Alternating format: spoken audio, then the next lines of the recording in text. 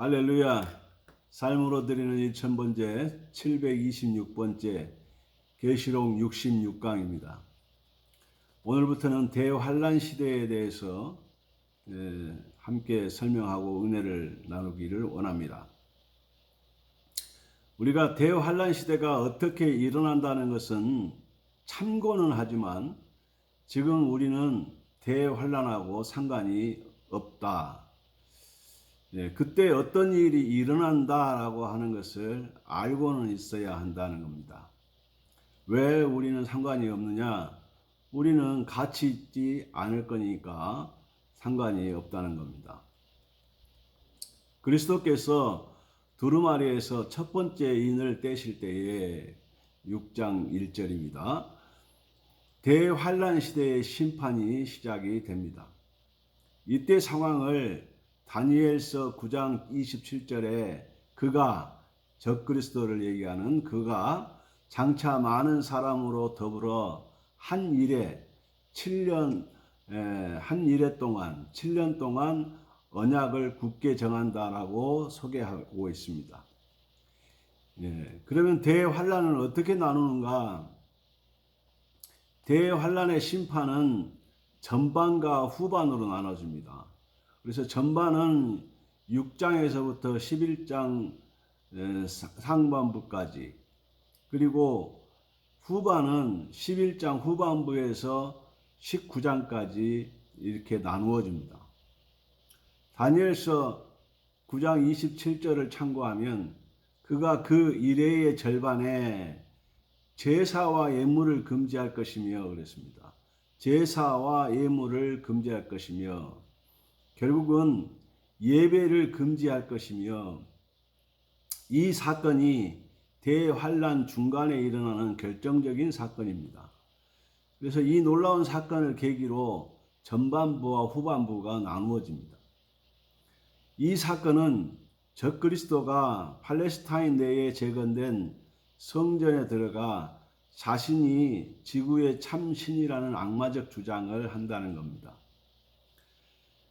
오늘날 이스라엘에서 지금 제4성전 건축을 위한 준비를 끝냈다고 얘기를 듣고 있습니다. 최근 들어서 수도를 텔아비브에서 예루살렘으로 옮긴 것도 가히 심상치 않은 일 가운데 하나입니다. 제4성전이 이제 새로 준공이 되면 혹시나 하는 그런 생각을 갖게 만들어 줍니다. 그래서 적그리스도가 이 팔레스타인 내에 재건된 성전에 들어가서 자신이 지구의 참 신이라는 악마적 주장을 합니다. 그래서 이 자신이 참 신이다라고 하는 이 적그리스도의 악마적 주장을 많은 사람들이 여러 가지 징조를 가지고 설명을 하고 있습니다만은 타당치 않은 그런 낭설일 때가 많았습니다. 아직 우리는 그것을 알지 못하는 게 사실입니다. 그리고 함부로 지명하는 것도 옳은 일은 아닙니다. 자, 주님께서 이 자를 가리켜서 멸망에 가증한 것이라고 지칭을 하셨습니다. 마태복음 24장 15절에 보면 그러므로 너희가 선지자 다니엘이 말한 바 멸망에 가증한 것이 거룩한 곳에 선 것을 보거든 읽는 자는 깨달을진저 그랬습니다. 자, 그래서 마태복음 24장이 나왔는데요. 이 마태복음 24장하고 계시록 6장부터는 서로 연결이 되어 있습니다. 예수님이 멸망에 가증한 것을 설명하실 때 주전 6세기에 기록한 다니엘서를 인용하셨습니다. 다니엘서 9장 27절에 보면 그가 장차 많은 사람들과 더불어 한 이레 동안의 언약을 굳게 맺고 그가 그 이레의 절반에 제사와 예물을 금지할 것이며 또 포악하여 가정한 것이 날개를 의지하여 설 것이며 또 이미 정한 종말까지 진노가 황폐하게 하는 자에게 쏟아지리라 하셨느니라 하니라. 아멘.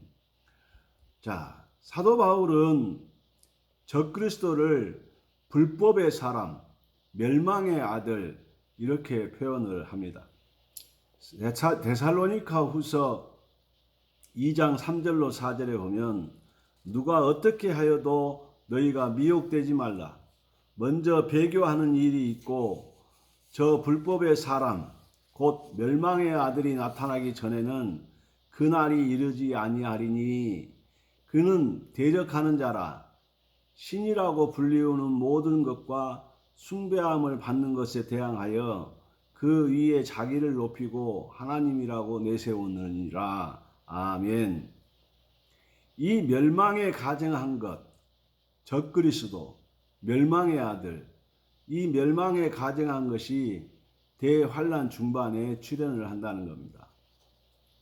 이때 이스라엘의 남은 자와 그리스도를 따르겠다고 밝힌 모든 이방인들을 멸망시키기 위해서 악마적인 박해를 시작한다는 겁니다.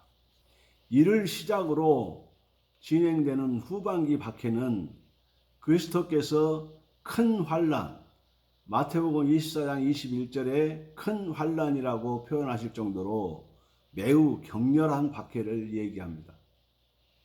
주님께서 창세기로부터 지금까지 이런 환란이 없었고 후에도 없으리라고 말씀하셨습니다. 마태복음 24장 21절을 제가 읽겠습니다. 이는 그때에 큰 환란이 있겠습니다. 창세로부터 지금까지 이런 환란이 없었고 후에도 없으리라. 아멘. 주님께서 그 날들을 감하지 아니할 것이면 모든 육체가 구원을 얻지 못할 것이나 그랬습니다.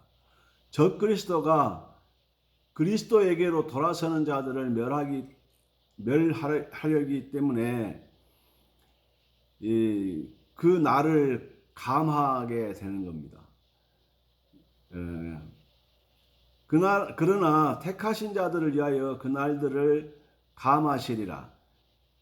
가증한 것이 출현한 후반에 주님께서 아마겟돈에 임하신다고 하셨습니다. 마태복음 24장 22절에 그 날들을 감하지 아니하면 모든 육체가 구원을 얻지 못할 것이나 그러나 택하신 자들을 위하여 그 날들을 감하시리라 이렇게 표현하고 있습니다. 그러면 전반부 6장에서 11장에 일어나는 일들은 무엇일까? 첫째는 일곱 인과 나팔 재앙이 일어납니다. 6장에서 8장까지 일곱 인 재앙, 8장에서 11장은 일곱 나팔 재앙이 일어납니다. 또 두 증인이 3년 반 동안 예언을 한다고 계시록 11장 3절에 기록하고 있습니다. 후반부에는 어떤 일이 일어날까? 짐승이 42달 동안 지속해서 누릴 권력을 받는다라고 계시록 13장 5절에 기록하고 있습니다. 두 번째, 이때 하나님에 대한 모독과 그리스도인들에 대한 박해가 일어난다라고 하는 사실이고, 세 번째, 적그리스도가 이스라엘과 그리스도인들을 박해한다고 다니엘서 7장 25절, 마태복음 24장 15절에서 22절에 기록합니다. 세 번째, 그 후 일곱 대접 재앙이 일어난다. 15장에서 16장까지 일곱 재앙을 설명하고 있습니다. 계시록 17장에서 18장에 보면 마지막 바벨론에 대한 심판이 일어난다고 설명합니다. 여기서 말하는 바벨론은 고대 바벨론하고 다릅니다. 땅의 음녀들, 계시록 17장 5절에 보면 땅의 음녀들, 또 귀신의 처소와 각종 더러운 영이 모이는 것과 각종 더럽고 가증한 새들이 모이는 곳을 말한다고 계시록 18장 2절에 기록하고 있습니다. 그리고 19장에 아마겟돈 전쟁이 일어납니다. 마지막 때 적 그리스도는 그리스도에 의해서 멸망을 당한다고 마태복음 24장 29절로 31절에 기록하고 있습니다. 아마겟돈은 전쟁의 마당이라는 뜻으로 무깃도산, 사사기 5장 19절에 무깃도산의 별명입니다. 이곳은 드보라와 바락이 시스라 철병거 900승으로 패퇴시킨 곳입니다. 사사기 4장 3절, 5장 19절에서 21절에 기록하고 있습니다. 에스겔 환상, 에스겔서 39장 2절, 6절, 17절에서 곡과 마곡이 하나님의 군대와 최후의 접전을 벌일 것으로 언급된 이스라엘의 산, 이 산이 이 지역일 것이라고 하고 있습니다. 자, 오늘은 여기까지 설명을 드렸습니다. 대환란이 일어납니다. 그런데 그 대환란은 우리하고 상관이 있다, 없다? 없다입니다. 왜? 우리는 그 자리에 있지 않기 때문에 그렇습니다. 그러면 어떤 사람들이 거기에 남죠? 이스라엘 남은 자와 그 다음에 이방인 가운데서 그리스도를 믿기로 한 사람들만 남습니다. 이 사람들은 그 환란을 경험하게 되는 겁니다. 그러나 오늘 우리들은 주님 부르실 때 함께 부활 승천하기 때문에 그 자리에 없다는 사실입니다. 결국은 환란을 경험하고서야 그리스도에게로 돌아서는 자들이 이 환란을 경험하게 된다는 겁니다. 다행스러운 것은 그 환란 기간을 주님께서 줄여주신다고 하는 약속의 말씀이 있기는 하지만 그것이 크게 도움이 되는지는 모르겠습니다. 도움이 되겠죠. 자, 우리가 이제 대환란에 대해서 이제 설명을 드리고 6장부터 대환란을 설명할 것입니다. 이 환란을 얼마나 이 환란이 주님은 무서운 환란인지 큰 환란이라고 창세로 이후로 지금까지 이런 환란이 없었다고 말씀하고 계십니다. 우리가 지금 더 잘 믿고 또 아직도 믿지 않은 자들을 주님 앞으로 인도해야 될 이유가 여기에 있는 것입니다. 오늘 밤이라도 내일이라도 주님이 언제 부르시든지 우리는 시간이 많이 남았다고 생각하지만 그건 알 수 없는 일입니다. 저희 목사님께서 전에 전도를 강조하시기 위해서 예화를 하나 해주셨는데, 목사님이 짜장면집 앞에서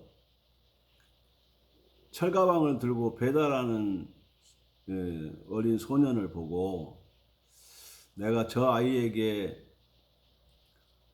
전도를 해서 교인을 만들어야 되겠다 이렇게 생각하시고 또 구원받고 예수 믿게 만들어야지라고 작정하고 하나님께 기도를 하시기로 마음을 잡수셨답니다. 그래서 이제 며칠이 지나고 그 소년에게 전도를 하러 갔더니 안 보이더랍니다. 그래서 왜 그 아이가 안 보이냐고 주인에게 물었더니 모르셨냐고 며칠 전에 교통사고가 나서 아이가 참 운명을 달리했다고 이렇게 얘기를 들을 때 땅을 치고 후회를 하셨답니다.